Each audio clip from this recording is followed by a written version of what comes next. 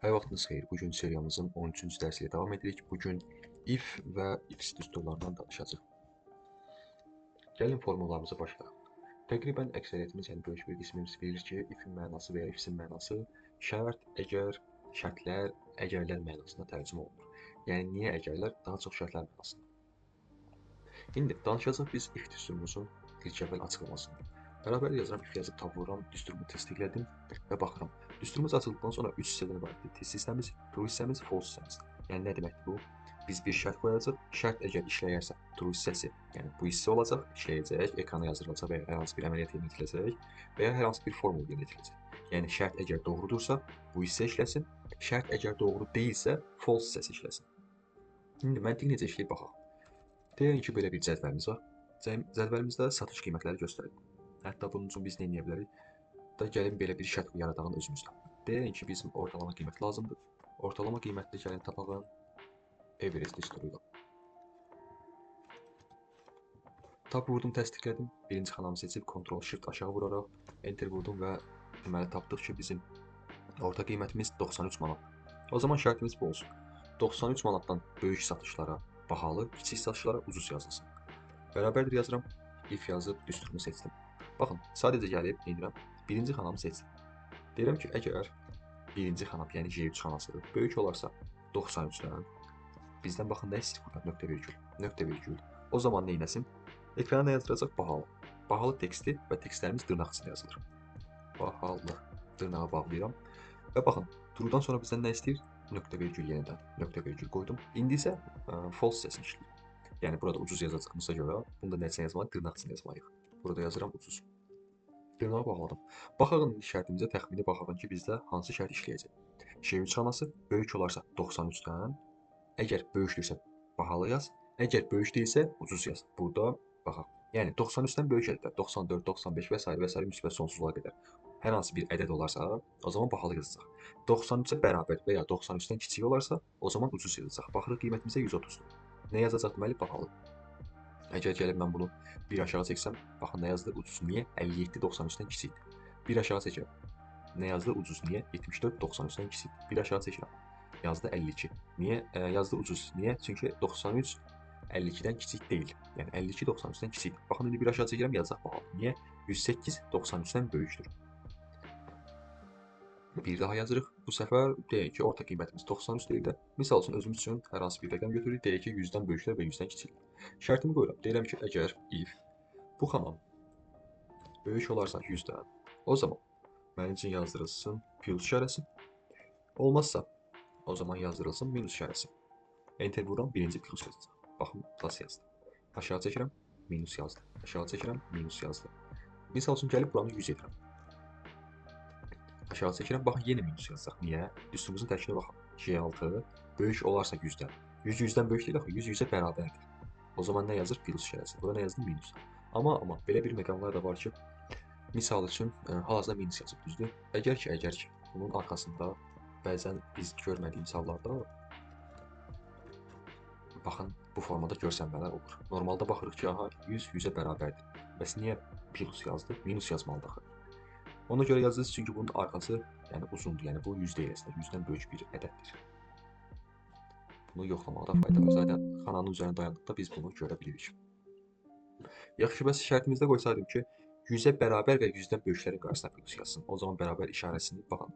İşarədən sonra şərtin daxilindəki bu müqayisə işarəsindən sonra bərabəri qoya bilərəm. O zaman mənə deyir ki, J3 xanası böyük bərabər olarsa 100-dən. Yəni həm 100-ə böyük, həm 100-ə bərabər, həm də 100-dən böyük olarsa plus işarəsini qoyacaq. Kiçik olarsa və ya başqa bir hərf və ya deyək ki, hər hansı başqa bir işarə olarsa minus yazacaq. Enter vururam, baxın. Hal-hazırda gəlib mənim üçün 100-ü də plus digərləri 108 də 100-dən böyükdür. 62 100-dən kiçikdir, minus yazdım. Yaxşı, bəs if düsturunu digər cədvəldə başa düşməyə çalışdıq. Orada məntiqi yaxşı yürüdə bildik, amma if düsturunu bu cədvəldə daha yaxşı başa düşəcək. Yəni bu sistemi yəqin ki, hamımız bilirik. Ümumiyyətlə, if düsturunun məntiqi necə işləyir? Hətta bunu bərabər işlə başladım mən. Tab vurdum, düsturunu təsdiqlədim. Baxın, if düsturu açıldı. Və daxilində iki açıqlama hissəsi var. Biri test hissəmiz, biri true hissəmiz və 3 nöqtə görürük. Yəni testimizi qoyuruq. Əgər işləyirsə, testimiz doğrudursa, şərtimiz doğrudursa, true hissəsi işləyəcək. Olmasa, digər şərtlərimiz işləyəcək. Yəni bu necədir? Hətta gəlin mən sizə bunu bu formada izah edeyim. Birinci xanamı seçirəm.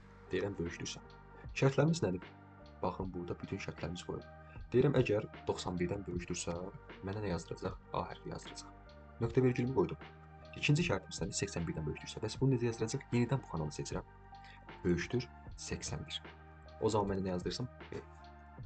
Nöqtə vergül. Gəldim. Üçüncü şərtimiz nədir? 71-dən böyük. O zaman yenə bu xanamı seçirəm. Böyükdür yazıram. 71 nöqtə vergül. Dırnaq içində C hərfi. Dördüncü şərtimiz nədir? 61-dən böyük olacaq. Yenə bu xanamı seçirəm. Böyükdür 61 nöqtə vergül. Dırnaq içində D hərfi. Nöqtə vergül. Digər şərtimiz nədir? 51-dən böyükdürsə Y yazılsın. Yenə bu xanamı seçirəm. Böyükdür qoyuram. 51 qoyuram. Nöqtə vergül. Dırnaq içində E yazıram. Nöqtə vergül yenə qoyuram. Axırıncı şərtimiz nədir? 51-dən kiçikdirsə əgər. Yenə bu xanamı seçirəm. Kiçikdir işarəsini qoyuram.